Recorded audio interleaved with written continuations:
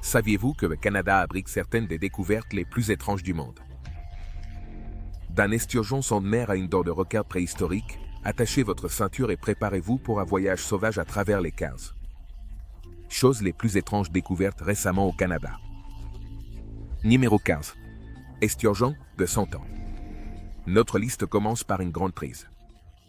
4 pêcheurs sont allés pêcher en Colombie-Britannique le jour de la fête des pères l'année dernière. Et ils ont fini par capturer un poisson légendaire. Le poisson qu'ils ont pêché était un esturgeon blanc de 3 mètres de long, que l'on croit avoir plus de 100 ans. Les pêcheurs Steve, Mark, Nick et Timer étaient novices en pêche, mais leur hameçon a attrapé quelque chose de colossal. Ils ont passé presque 2 heures à enrouler le poisson et, après avoir pris quelques photos, ils l'ont remis à l'eau. C'était une prise unique dans une vie et un poisson aussi grand méritait d'être rendu à son habitat naturel. Ce poisson, en particulier, mesurait environ 3 mètres et pesait 317 kg. C'était le plus gros poisson que l'un d'eux ait jamais capturé. Et, comme il n'était pas marqué, il n'avait jamais été capturé auparavant. Après avoir partagé les détails de leur capture sur Facebook, les passionnés de pêche les ont félicités pour leur magnifique prise. Les esturgeons glands peuvent vivre jusqu'à 150 ans et atteindre 600 kg, ce qui fait de ce poisson une prise extraordinaire. Cependant, pour ces pêcheurs, cela aurait pu être un jour de plus dans la nature canadienne. Avant de continuer, abonnez-vous avec les notifications et vous aurez une chance incroyable pour le reste de la semaine. Numéro 14. Le naufragé silencieux. Un jeune homme mystérieux a été découvert sur une plage de Nouvelle-Écosse en 1854. Emporté par le courant et gravement blessé. Les habitants l'ont secouru et ont découvert qu'il avait été amputé au-dessus du genou et que ses blessures étaient scellées. Malgré ses mains douces et sa tenue aristocratique, il était incapable de parler ou de communiquer son identité. Lorsqu'on lui a demandé comment il s'appelait, il n'a pu émettre que quelques grognements qui ressemblaient à Jérôme, alors tout le monde l'a appelé ainsi. À partir de ce moment-là, Jérôme a vécu en Nouvelle-Écosse pendant les 45 années suivantes jusqu'à sa mort. Sans que sa véritable identité ne cesse d'être un mystère pendant tout ce temps. Bien qu'on pensait qu'il pouvait provenir d'une famille royale, il n'y avait pas de preuves concrètes pour soutenir cette théorie. On croyait qu'il avait perdu ses jambes à cause de gelures, ce qui le rendait craintif du froid. Il appréciait la compagnie, les enfants et la musique, bien qu'il ne soit pas clair comment il pouvait apprécier la musique, car il semblait être sourd et muet. Selon d'autres, il n'était en réalité pas sourd, il parlait souvent avec lui-même ou avec d'autres personnes. S'il n'en était pas conscient, il semblait être au courant de tout ce qui se disait autour de lui, mais peut-être choisissait-il délibérément de ne pas parler. L'histoire de Jérôme a été transmise pendant plus d'un siècle, avec diverses spéculations et révisions, mais le mystère de sa véritable identité reste non résolu. Numéro 13. Le mystérieux puits d'argent de l'Iloak. La légende raconte qu'il y a un trésor caché enterré sur l'Iloak, et il y a de nombreuses histoires sur son origine. Certains croient qu'il a été enterré par un pirate nommé Capitaine Kidd, après sa dernière incursion sur des navires espagnols, tandis que d'autres pensent qu'il était d'une certaine manière lié à William Shakespeare ou aux chevaliers templiers. Bien qu'il ne soit pas clair quelle histoire est vraie, les gens sont convaincus qu'il y a un trésor quelque part sur cette île, et l'endroit le plus probable est un lieu connu sous le nom de le Puits d'Argent. Le Money Pit, un trou artificiel découvert par un groupe d'adolescents en 1795, descend à plus de 100 pieds sous terre et possède des puits en bois. Tous les 10 pieds, jusqu'à 90 pieds de profondeur. Il est chargé de pièges explosifs et conçu pour s'effondrer avec l'eau des inondations, ce qui rend son excavation extrêmement difficile. De nombreux chasseurs de trésors s'efforcent de localiser le Money Pit original. Il s'est effondré en 1960 à la suite d'une tentative inadéquate d'excaver à travers le trou. Mais avant de disparaître, la cueva a laissé quelques traces qui laissent entendre qu'il pourrait y avoir un trésor enterré à l'intérieur. Parmi les objets trouvés, il y avait des pièces d'or du XVIe siècle, une croix en métal et des parchemins. On a également trouvé une pierre de 90 pieds de long. Avec ce qui semble être un message déchiffré indiquant qu'à 40 pieds plus bas, 2 millions de livres sont enterrés. La malédiction d'Oak Island, une émission de télévision de la chaîne Histoire, présente 2 frères et leur tentative de trouver ce trésor. La malédiction fait référence à une légende qui dit que le trésor est maudit et ne sera trouvé que lorsque cette vie auront été perdues en essayant de le découvrir. Jusqu'à présent, on sait que 6 vies ont été perdues. Numéro 12. Créature mystérieuse. Alors qu'elles se promenaient avec leur chien près d'un lac dans le nord de l'Ontario, 2 infirmières sont tombées sur quelque chose d'insolite. Leur chien a flairé quelque chose et les a conduites jusqu'au corps d'un petit mammifère poilu qui gisait face contre terre près du bord de l'eau. Quand elles ont retourné la créature pour l'identifier, elles sont restées stupéfaites. La créature avait un visage blanc et sans poils effrayant, avec des crocs blancs, et ne ressemblait à rien de ce qu'elles avaient vu auparavant. Elles ont pris quelques photos et ont laissé le cadavre là où elles l'avaient trouvé. Par curiosité, les infirmières ont posté les photos sur Internet pour voir si quelqu'un pouvait identifier la créature. Bientôt, les images sont devenues virales. Et la communauté en ligne s'est obsédée par cet animal inconnu. Tout le monde avait ses propres théories et spéculations sur ce que cela pourrait être. Certains ont suggéré qu'il pourrait s'agir d'un sanglier, d'une loutre ou d'une belette mitante ou déformée. D'autres ont proposé qu'il pourrait s'agir d'un mammifère souterrain totalement inconnu. La théorie la plus intrigante provenait de certains groupes des Premières Nations, les indigènes qui habitaient autrefois l'Amérique du Nord. Ils croient qu'il pourrait s'agir d'une rare bête appelée Amahanaku, ce qui signifie le lait, et qui est considéré comme un mauvais présage. Les chercheurs qui ont vu la photo ont suggéré qu'il pourrait s'agir d'un bison américain. Cependant, le corps de la créature n'a jamais été retrouvé, et à ce jour, il reste incertain de savoir ce que c'était réellement. Numéro 11. Ancienne peinture rupestre. Dans l'Antiquité, bien avant l'existence de technologies comme Internet et la télévision, les gens se divertissaient avec diverses activités, y compris la création artistique. En fait, des œuvres d'art rupestre et des peintures murales ont été découvertes dans le monde entier, y compris au Canada. Ces œuvres d'art, que l'on pense avoir été créées par d'anciens indigènes, représentent une large gamme de sujets, allant des animaux aux créatures fantastiques, comme des extraterrestres à un seul œil. Bien que certaines des images aient pu être imaginées, d'autres représentaient probablement des créatures réelles que l'artiste a rencontrées. Bien que les anciens peuples indigènes aient créé de l'art en utilisant divers supports, tels que des troncs, du bois, des parchemins et des peaux, seul l'art rupestre, sur pierre a survécu à l'épreuve du temps. L'ancien art rupestre découvert au Canada offre un aperçu de la vie de ceux qui ont autrefois habité la Terre. Et ces images ont perduré pendant des centaines, voire des milliers d'années. Les détails complexes et les techniques utilisées dans l'art suggèrent que la création de ces œuvres d'art a nécessité une grande habileté et soin, et qu'elles ont été créées avec une profonde révérence pour le monde naturel. Ces arts rupestres sont une preuve authentique de la créativité et de l'ingéniosité des peuples anciens, les gens qui ont autrefois appelé ces terres leur foyer. Numéro 10. Tombes d'enfants non marquées. La découverte récente de 751 tombes d'enfants autochtones non marquées en Saskatchewan a provoqué une grande controverse dans la communauté canadienne. Ce n'est pas la première découverte de ce type, car il y a quelques semaines, 215 tombes similaires ont été trouvées dans une ancienne zone de pensionnat en Colombie-Britannique. Les tombes n'étaient marquées d'aucune manière et ne sont pas considérées comme des enterrements de masse. Entre 1863 et 1998, plus de 150 000 enfants autochtones ont été séparés de leurs familles et envoyés dans ces écoles, financées par le gouvernement canadien et obligatoires. Malheureusement, de nombreux enfants sont morts dans ces écoles en raison de la mauvaise gestion, de l'hébergement inadéquat, des conditions insalubres et du chauffage insuffisant. On estime que plus de 6 000 enfants sont morts dans ces conditions. Et certains ont été victimes d'abus physiques ou sexuels. Les autorités ont découvert ces fosses en utilisant un radar moderne à pénétration de sol. D'anciens élèves ont accusé l'Église catholique romaine, responsable de 70% de ces écoles, de maltraiter et d'abuser des enfants autochtones et de les forcer à grandir en se détestant. C'était, d'une certaine manière, une forme de génocide culturel.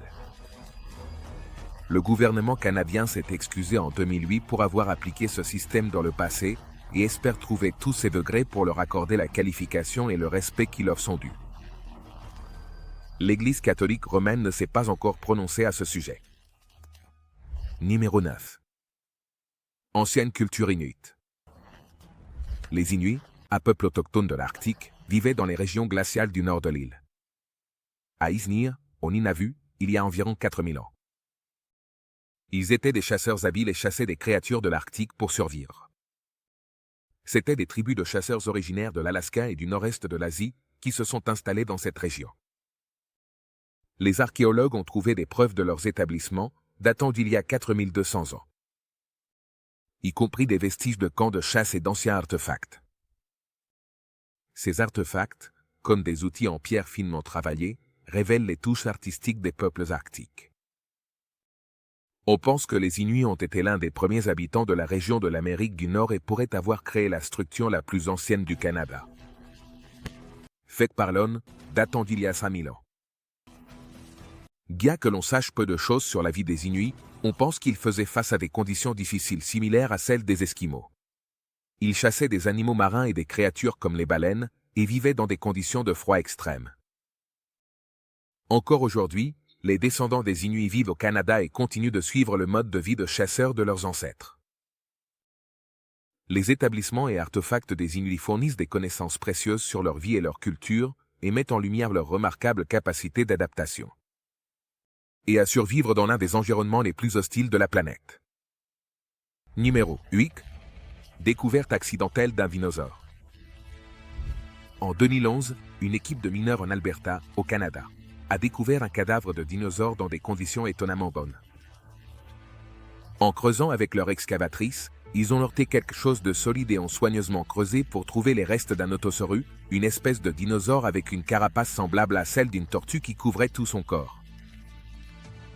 Le dinosaure herbivore mesurait environ 18 pieds de long et pesait environ 2000 livres.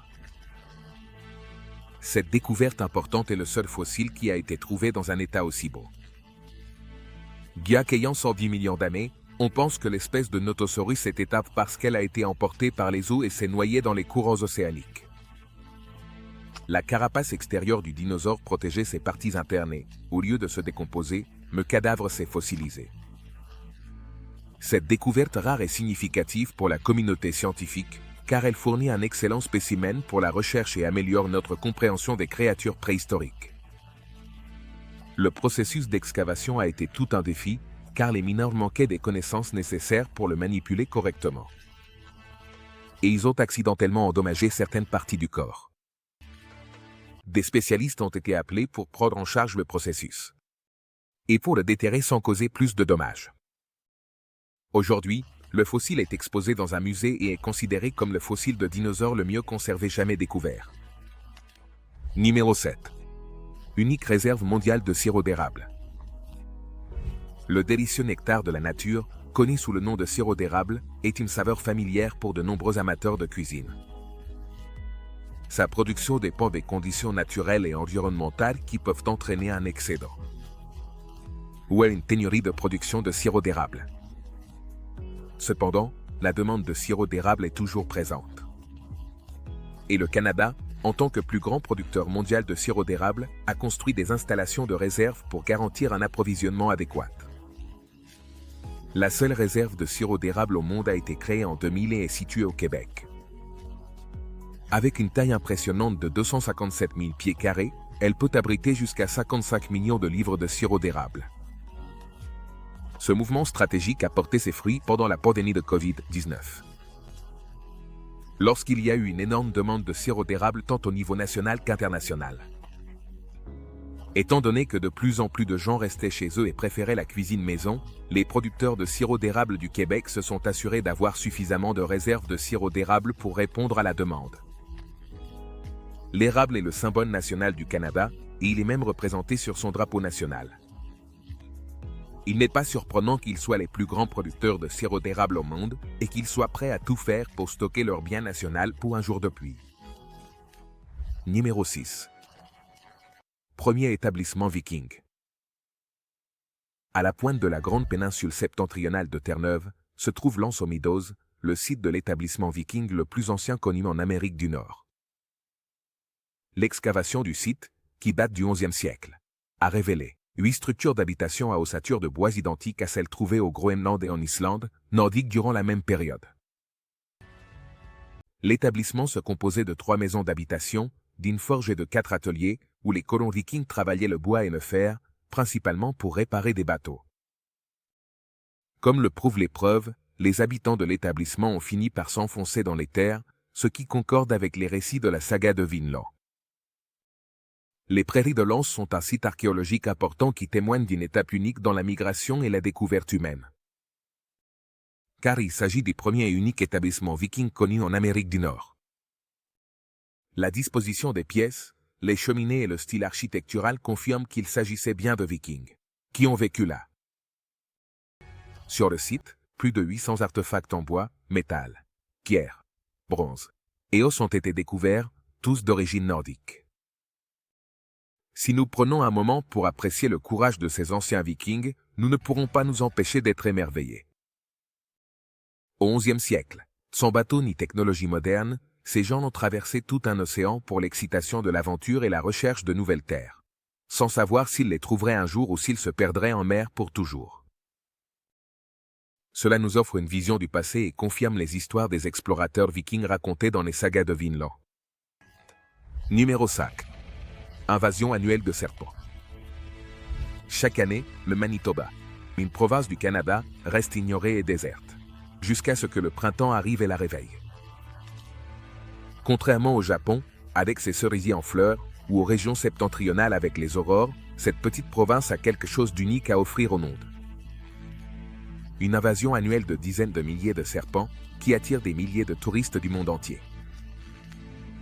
Les serpents du lit rouge vivent au Manitoba depuis des siècles, les agriculteurs ayant abandonné l'agriculture dans la région.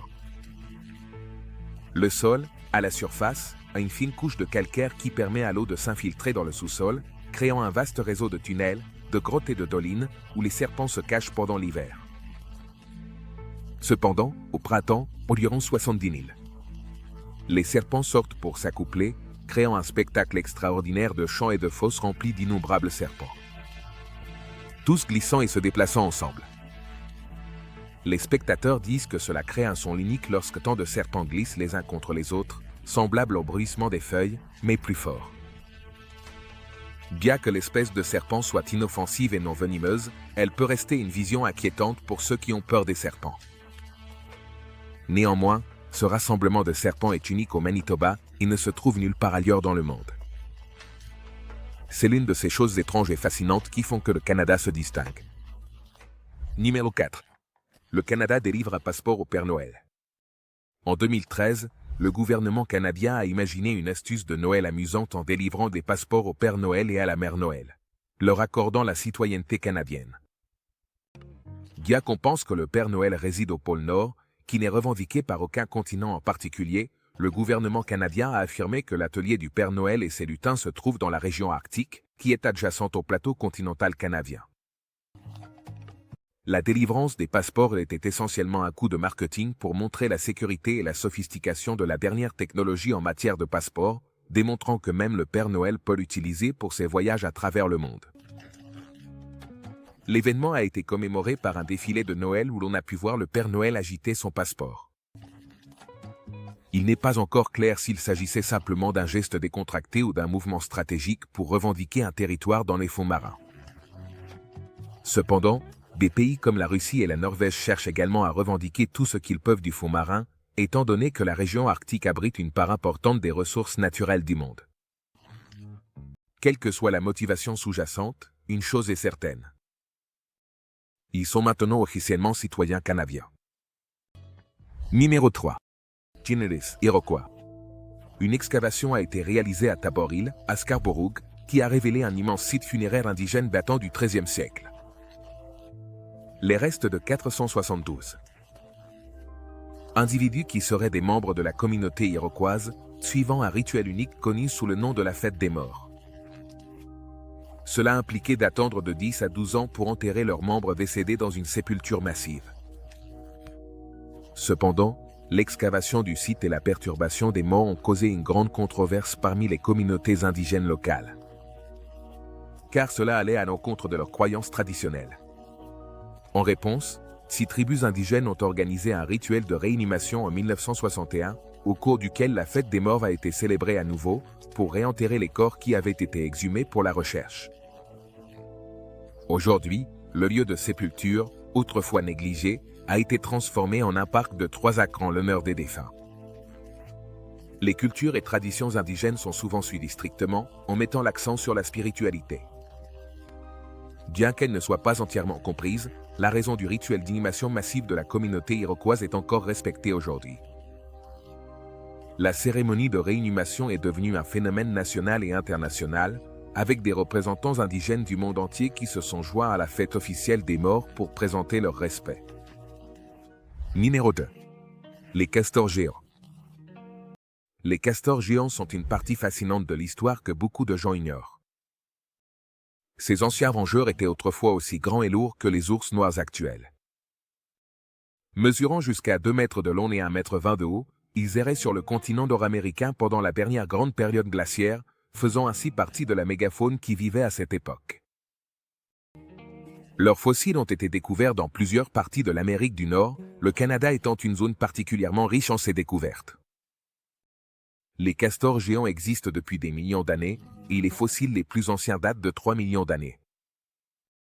Les scientifiques ont découvert que ces animaux étaient herbivores, mais on ne sait pas encore avec certitude s'ils construisaient également des barrages, comme leurs congénères actuels. Il est difficile de savoir si les anciens barrages qui ont été trouvés ont été faits par des castors ou s'il s'agissait de formations naturelles. Ce qui est certain, c'est que le castor géant s'est éteint avec plus de 75% des mammifères après la dernière grande période glaciaire et que les fossiles les plus récents datent de 10 000 ans. Curieusement, les castors actuels ont coexisté pendant un certain temps avec leurs ancêtres naturels. Les castors actuels sont beaucoup plus petits que leurs anciens cousins, bien qu'il soit difficile de trouver des preuves de barrages de castors datant de milliers d'années. Il reste étonnant de penser que ces créatures ont autrefois parcouru la même terre que nous. Aujourd'hui, malgré leur extinction, les castors géants restent une partie fascinante de l'histoire naturelle de l'Amérique du Nord. Numéro 1. Dents de requin préhistoriques. En Alberta, 2 frères ont fait une découverte extraordinaire dans leur jardin. Max Morizio, âgé de 7 ans, et son frère creusaient dans leur arrière-cour, avec l'espoir de découvrir une trouvaille intéressante.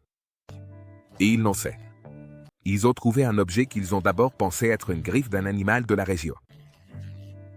Cependant, leurs parents n'étaient pas si sûrs et ont apporté des photos de l'objet à des experts en paléontologie. Les experts ont identifié l'objet comme étant une dent de requin, à la grande surprise de la famille. Mais ce qui était encore plus surprenant, c'est qu'il n'y a pas eu de requin en Alberta depuis très longtemps. Les experts ont daté la dent à environ 60 millions d'années, ce qui signifie qu'elle appartenait à une espèce de requin qui errait sur Terre il y a des millions d'années. L'espèce de requin a été identifiée comme Scapinarhynchus, un ancêtre des requins gobelins modernes. Dans la préhistoire, la majeure partie de la Terre était couverte par l'océan, y compris la région qui est aujourd'hui l'Alberta. La dent est maintenant exposée comme fossile au musée Royal Tyrrell. La découverte de la dent de requin n'est qu'un exemple du passe-temps populaire de la recherche de fossiles en Alberta. Les résidents locaux ont contribué à d'importantes découvertes scientifiques grâce à leurs trouvailles de fossiles. Il est étonnant de penser qu'un enfant puisse trouver quelque chose qui a des millions d'années dans son jardin. La chasse aux fossiles a été appréciée par les scientifiques pendant des années et reste un moyen important d'en apprendre davantage sur le passé. Si tu as aimé cette vidéo, n'oublie pas de t'abonner. On se voit dans la prochaine vidéo.